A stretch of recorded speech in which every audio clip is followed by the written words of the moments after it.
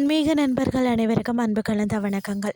இன்றைக்கு நாங்கள் ஆன்மீகம் சம்பந்தமான பதிவில் தீராத நோய்களை தீர்த்து வைக்கும் பழஞ்சிறை தேவி வாழ்வில் ஒளியேற்றும் வெடி வழிபாடை பற்றி பார்க்கலாம் வாங்க. கேரளாவின் தலைநகரத்தில் பார்த்தீங்கன்னா திருவானந்தபுரத்தில் வேண்டுவோருக்கு வேண்டுவன நல்கும் அற்புத தலமாக திகழ்கிறது அருள்மிகு பழஞ்சிறை தேவி திருக்கோயில். இந்த தலத்தின் மிக முக்கியமான மற்றது சக்தி வாய்ந்த ஒரு பிரார்த்தனை முறைதான் பார்த்தீங்கன்னா வெடி வழிபாடா.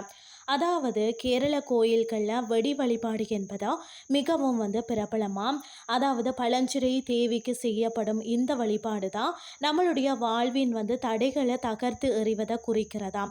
மனதில் உள்ள பயம் நீங்கவும், காரிய தடைகள் அகலவும், எடுத்த காரியம் வெற்றிகரமாக முடியவும் பக்தர்கள் அம்மனுக்கு வெடி நேர்த்தி கடன் செலுத்துகிறார்களாம். அதாவது தீய சக்திகள் விலகி தேவியின் அருள் நமக்கு பாதுகாப்பாக இருக்கும் என்பதா இதில் உள்ள ஆழமான நம்பிக்கையாக இருக்கிறது. தோஷங்கள் போக்கும் 41 நாள் விரதம் என்று சொல்லப்படுகிறது.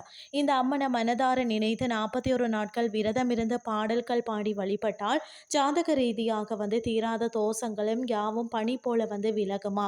மற்றது பார்த்தீங்கன்னா குழந்தை காவல்கார தெய்வம் என்று சொல்லப்படுகிறது.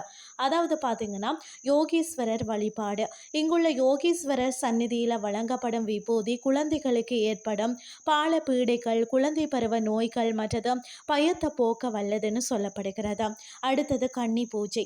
மாசி மாத திருவிழாவில் பெண் குழந்தைகளுக்கு தேவி வேடமிட்டு கன்னி பூஜை நடத்தப்படுகிறது. இது அவர்களின் கல்வி மற்றது எதிர்கால நலனுக்காக செய்யப்படுகிறதா. அடுத்தது நாகதோஷ நிவர்த்தி. 6 அடி உயரமுள்ள பிரம்மாண்ட நாகராஜா சிலைக்கு பால் அபிஷேகம் செய்து வழிபட்டால் நீண்ட நாள் கண் நோய்கள், தோல் வியாதிகள் நீங்குவதோடும் புத்திர பாக்கியம் கிட்டும் என்பது பக்தர்களின் அனுபவ உண்மையாகவும் இருக்கிறதா. அற்புத கட்டிடங்களை பார்த்தீங்கன்னா 17 யானை சிலைகளும் 6 சிங்க சிலைகளும் தாங்கி நிற்கக்கூடிய கருவறை அமைப்பு இந்த கோயிலின் தெய்வீக அழகிற்கு மேலும் மெருகூட்டுகிறதுனே சொல்லலாம். வழிபாட்டு முறைகள் பார்த்தீங்கன்னா அம்மனுக்கு அரளிப்பூ சாத்தி பட்டு வஸ்திரம் அணிவித்து மனமுருகி வேண்டினால் நினைத்தது நடக்குமாம். வாழ்க வளமுடன், பழஞ்சிறை தேவியின் அருளால் உங்கள் இல்லத்தில் மகிழ்ச்சி பொங்கட்டும்னு சொல்லி கூறிக்கொண்டு இன்றைய ஆன்மீகம் சார்ந்த பதிவை நிறைவு செய்து கொள்கிறேன். இதே மாதிரி மற்றும் ஒரு ஆன்மீகம் சார்ந்த பதிவோடு உங்களை சந்திக்கிறேன். நன்றி.